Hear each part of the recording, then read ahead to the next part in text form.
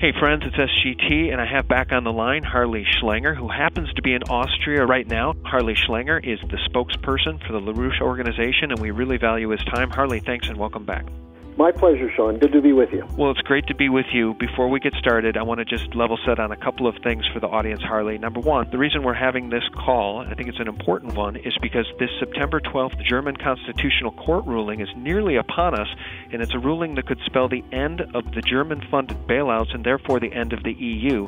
You're in Austria, and nobody has a better perspective on what thoughts are there than you. In an email, you told me that, quote, all of Europe is on the edge. So let's talk about that. But before we do, I think it's very important that we level set here for the audience. Why do I have Harley Schlanger from the LaRouche organization on the line? Am I a LaRouchian? Am I a member of the LaRouche organization? No, but I've broken my false right-left paradigm. I've broken it, and I think that it's important to get the perspective of all people from all walks of life. Now, on one of the last videos from LaRouche Youth that I posted, I got some comments from people who are regulars on my site. One says LaRouche is a stretch. The other says LaRouche Youth equal brown shirts from World War II. Harley, the reason I have you on the line, well, let me ask you, why do I have you on the line, Harley? Do you believe in the Federal Reserve, or do you want to disband it? We've been trying to get rid of it for quite a while. How about false flag terrorism? Do you know what that is, and do you think governments have been known to use false flags in the past? I think we look at 9/11 and we see that, and we look at what Obama is doing today with Syria, where the United States is supporting al-Qaeda terrorists. It makes perfectly clear that this is a continuing problem. How about honest money or the Founding Fathers? Do you believe in the Bill of Rights? Would you stand with me in a fight to keep the Declaration of Independence and keep our Bill of Rights, Harley? Well, I think that's what the fight is all about right now, Sean. We have a president who's out to destroy the Constitution of the country. He's shown complete contempt for it, and I think the leaders of both parties have made it clear that they're willing to destroy one of the greatest gifts we got from our Founding Fathers, which is the idea of national sovereignty. So, yeah, obviously, the Declaration of Independence, the Constitution, were major breakthroughs in world history, and they're under attack now as never before, and too many of the American people are asleep and don't recognize this problem. Yeah, and that's why we have Harley Schlanger from the LaRouche organization on the line, and for anybody who hasn't heard my past interviews with Harley, go revisit them, because this is a man who knows his history, respects the Founding Fathers, respects all the gifts that we were given by the Founders, and sounds a lot like Dr. Ron Paul. Harley, go ahead, Harley. I think it's important to note that while there are some very significant disagreements between Ron Paul and Mr. LaRouche, particularly on the question of credit policy, and as you and I have discussed, Glass-Steagall, what we do share is a sense that the current policy of the United States of permanent warfare is not a policy that benefits the United States in any way. In fact, what Mr. LaRouche says is this is a policy of a financial empire that's out to destroy the United States through endless war, draining our financial resources and our human resources, in pursuit of goals that have nothing to do with preserving the security of America. So on that issue, we tend to agree with Ron Paul. And I'll just mention something else. I saw this from afar from being in Europe. But the way the Ron Paul delegates were treated by the Republican Party and the drafting of new rules that will keep future insurgencies, and by insurgencies, I just mean people who have ideas that are not part of the mainstream. They're trying to keep them out of the Republican Party, out of the election process, out of the conventions. In the Democratic Party, we call that the LaRouche treatment. That's the way delegates who were elected to Lyndon LaRouche in past primaries have been treated.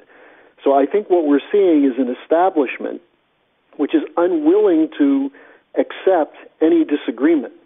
And on those grounds, I think that there's a very strong common interest between supporters of Dr. Paul and supporters of Lyndon LaRouche to fight to make sure that our Constitution is protected and is the ultimate law of the land.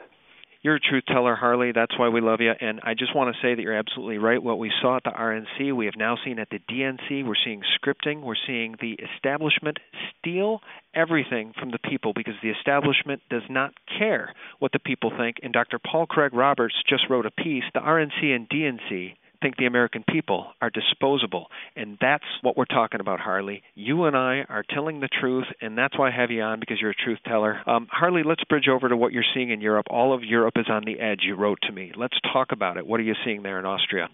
Well, I just attended a major conference in a town called Alpbach, Austria, where they have a conference every year called the European Forum, which is an attempt to build support for European institutions. Now, last year, there was still more optimism that Europe would work.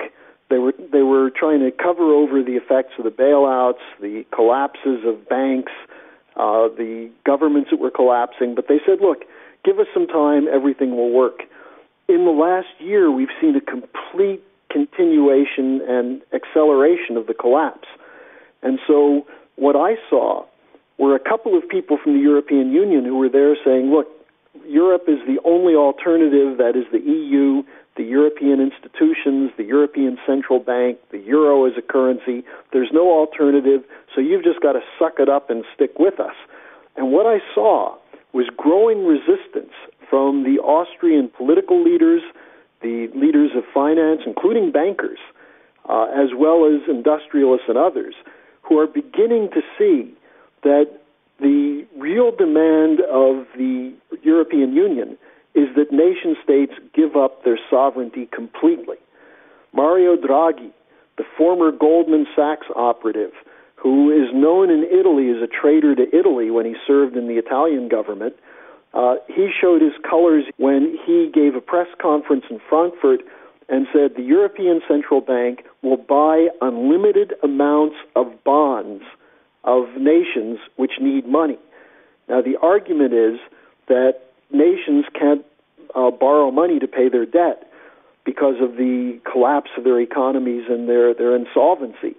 And therefore, the interest rates, the borrowing costs for countries are going way up.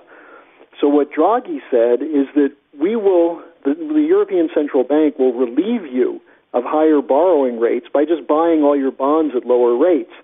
But to get that, you have to first ask for a bailout from the European Financial Stability Mechanism, or what Draghi is hoping, the European Stability Mechanism, which they're hoping will come into being in the next month. And secondly, you have to meet conditionalities. In other words, accept austerity, which will destroy your country. Now, this makes absolutely no sense, because the problem is not just insolvency of nations. There are countries that are deeply in debt and can't pay, like Greece, Spain, Italy, Portugal, and Ireland. All of them are running at zero growth or negative growth. In the case of the three that already signed these agreements, Greece, Italy, and Spain, they're contracting their economies at 6 to 8% a year now. In the case of Greece and Spain, you have over 25% official unemployment. Now, the problem is that they've already tried what Draghi is proposing, that is austerity, and it's made their economy shrink more. Now, what I argued at this conference, and got a lot of support in arguing it, is that the proposal of the European integrationists is that first you need a fiscal union, which means one budget, one budgetary authority for all these countries, which means national parliaments no longer can determine spending policy. Secondly, political union, which means you have one group of political commissars who make the policy for all the countries. And then banking union, which means that the European Central Bank will work with the major banks of Europe to determine where there will be credit, what the credit will be, and so on, sort of a Federal Reserve of Europe. The problem that no one will recognize until it's raised is that it's not just that the nations are having problems paying their debt, but that the banks are insolvent. And this whole policy of Draghi is to bail out the banks that are holding the bad debt. And just as Bernanke and Geithner have done to continue what was done under Bush in 2008 to save the banking system after the collapse of Lehman Brothers, which coincidentally started 4 years ago today, that what we did in the United States, which was a complete mistake and should never have happened, is that private banks, including investment banks, were bailed out by the federal government not just the $700 billion that people heard about with TARP, but close to $27 trillion has been made available in zero-interest loans to the major banks, the so-called too-big-to-fail banks, so they can hold on their books assets that are essentially worthless. Not just hold them on their books, but keep trading them. Because if someone questions their value, they have this $27 trillion credit line to the Federal Reserve. Draghi is now proposing to do the same for the banks of Europe. And so while there's about $3 trillion in unfunded debt of the so-called pig nations, of Portugal, Ireland, Italy, Greece, and Spain, there's about $9 to $10 trillion in immediately needed refinancing of the banks. So Draghi's proposal that was done yesterday is that these banks will be bailed out by having countries, the bonds that are sold by countries, provide a throughput that will go from the European Central Bank printing money through the country's accounts into the banks. And this is hyper-inflationary. The German Bundesbank representative, Jens Wiedemann, was the one person who voted against this, because essentially this means Germany is going to be bailing out the rest of Europe. And then, as you mentioned earlier, on September 12th will be a ruling from the German Constitutional Court. And while it's probable that the German Constitutional Court will not issue an injunction against the European Stability Mechanism, which is supposed to work with the ECB on these bailouts, if they just postpone it, that could lead to a collapse of one or more countries. And just to give you one more date that's on the horizon, Greece has to refinance about, I think it's 11 billion in debt. They're supposed to get another 11 billion euros in bailouts. But if the International Monetary Fund says Greece is not following a policy that will lead them to solvency, they won't get the 11 billion. That could trigger hundreds of billions in default and Greece leaving the Eurozone. So that's why everyone's on such edge in Europe. Thanks for watching Part 1. Don't miss Part 2, and be sure to visit sgtreport.com for all of my original content and the most important daily news. Together we can take liberty back, and check out thelibertymill.com. Real news 24/7. Thanks for watching.